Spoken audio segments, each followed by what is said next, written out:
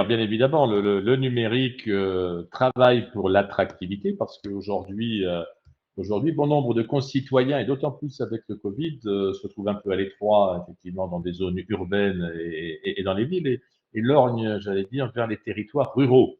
Et bien évidemment, le numérique aujourd'hui, j'allais dire, nous entoure dans notre vie du quotidien, à la fois professionnelle, imagine avec le télétravail, mais aussi, j'allais dire, dans la vie bien évidemment, de tous les jours. Donc, le département du Cantal, on y attache une attention toute particulière.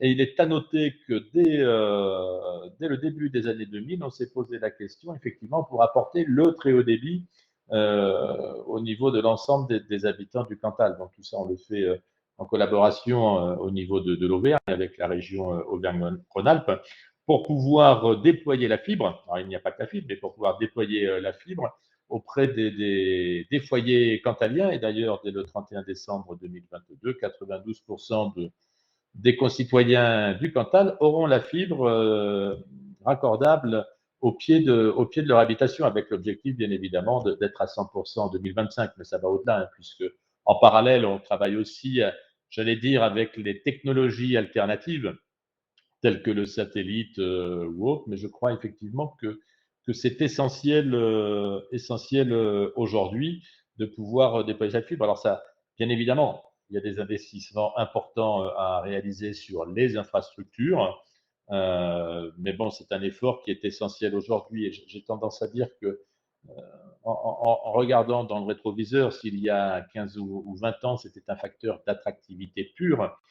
Aujourd'hui, ne pas avoir les nouvelles technologies dans nos territoires, ne pas avoir la fibre, ne pas favoriser l'utilisation du satellite, ça deviendrait un facteur handicapant pour le territoire. Alors, au-delà, bien évidemment, de la fibre, on travaille aussi sur tout ce qui est la couverture en téléphonie mobile sur le territoire. On s'est accroché à pas mal d'appels à projets, les 1300 sites, les zones blanches, etc. Bien évidemment, plus récemment, on est sur partenaire dans le cadre du New Deal avec l'équipe projet départementale, parce que c'est essentiel, c'est important aussi sur des territoires comme nous. Sachez que sur le département du Cantal, pour avoir un ordre d'idée, il y a 245 pylônes aujourd'hui, 245 pylônes de téléphonie, 244 sont en 4G d'ores et déjà,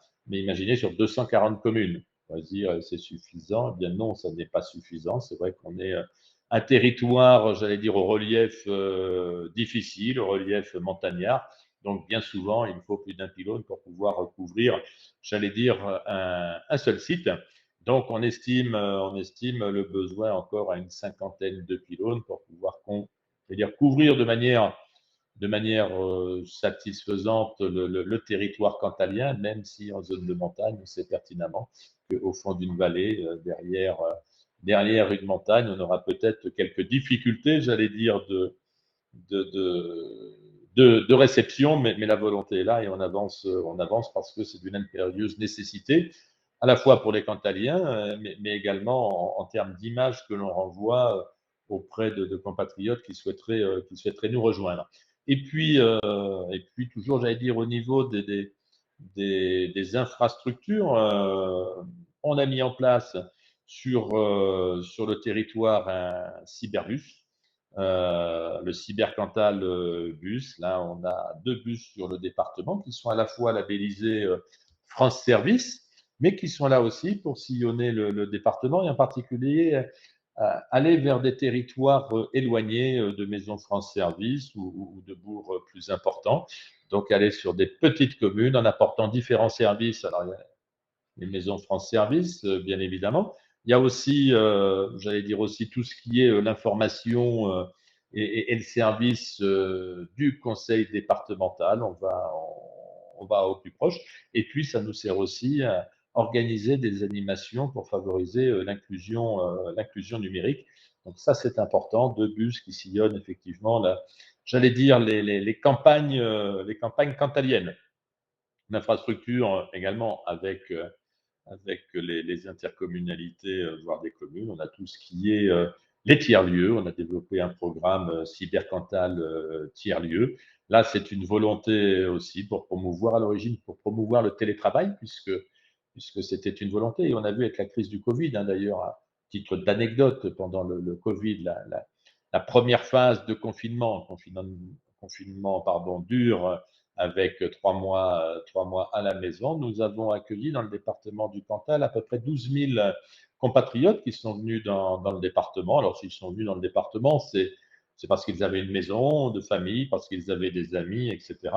Et donc, certains d'entre eux ont poursuivi leur travail et ont télétravaillé à partir du Cantal, et on s'était inquiété de savoir effectivement quelles étaient les conditions de télétravail du Cantal, est-ce que c'était possible ou pas, et qu'est-ce qu'il faudrait pour que celle-ci puisse être pérennisée. Enfin, les conclusions sont toujours que, bien évidemment, on peut largement télétravailler du Cantal, et puis certains ont poursuivi effectivement, j'allais dire, cette expérience.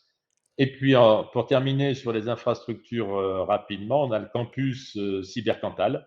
Là, on a au niveau du campus universitaire et qui va ouvrir dès 2023, qui sera un centre de ressources, un centre d'animation, de mutualisation j'allais dire, de matériel avec les différents tiers-lieux. Vous voyez, on est un département très, très, très mobilisé sur le numérique.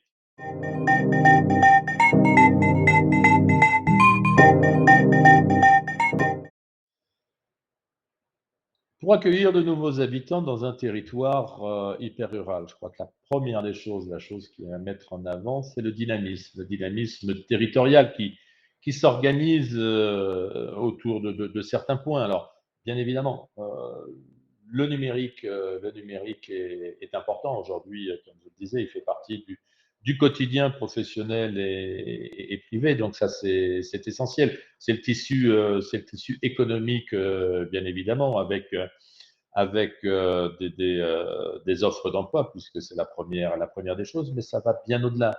Ça va bien au-delà parce que pourquoi changer de vie, pourquoi changer de territoire? Bien évidemment, je dois pouvoir y exercer mon activité professionnelle, mais également je dois pouvoir, j'allais dire, m'épanouir d'un point de vue personnel. Et donc là, on va retrouver toutes les notions qui vont être l'hébergement, qui vont être la vie culturelle, j'allais dire, la vie sportive, la qualité de vie, bien évidemment. Je crois que ça, ce sont des choses importantes et qui ont pris, j'allais dire, soudainement, de manière accélérée, de la valeur auprès de nos concitoyens. Et puis, bien évidemment, il y a l'accessibilité physique.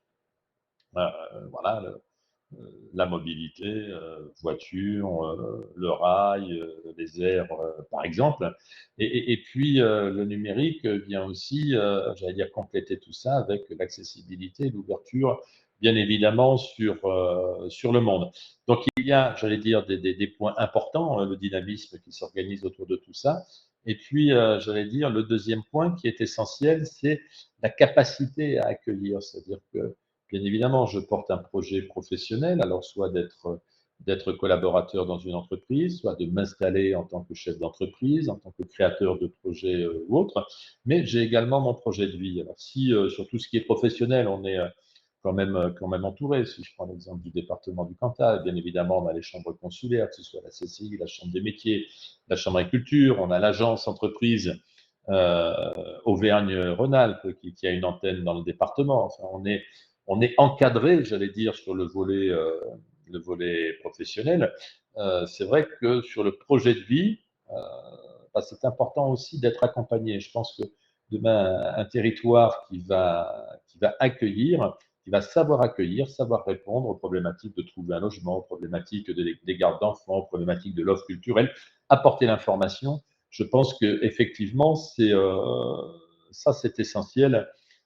C'est essentiel, bien évidemment. Et puis sur une activité particulière, pas une activité, un moyen d'exercer son activité professionnelle, c'est le télétravail. Là aussi, nécessité de travailler sur des tiers-lieux, parce que bien évidemment, le télétravail, on imagine tous pouvoir travailler de son habitation, de sa maison.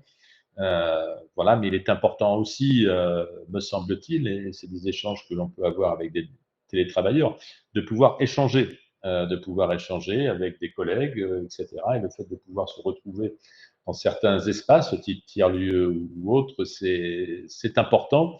Et là, c'est essentiel aussi. Donc, c'est ce en quoi, j'allais dire, il faut un dynamisme, il faut bien sûr une perspective professionnelle, il faut un accueil personnalisé pour le projet de vie et puis j'allais dire, donner la possibilité d'exercer son activité. Voilà, c'est relativement synthétique, mais c'est les points importants pour pouvoir accueillir dans nos départements ruraux.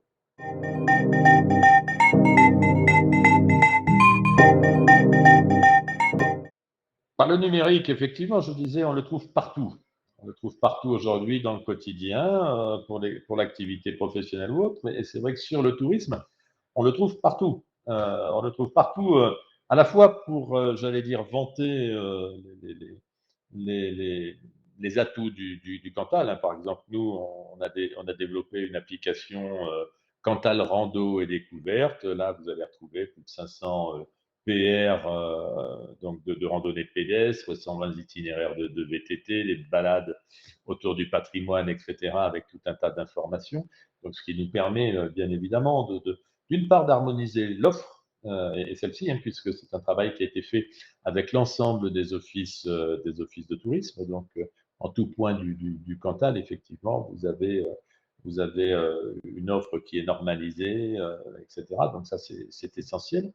Donc ça, c'est important. Mais vous avez également ce qui peut être des places de marché, chose que l'on a fait avec la mise en place d'Open System, une marque blanche, avec Alliance Réseau.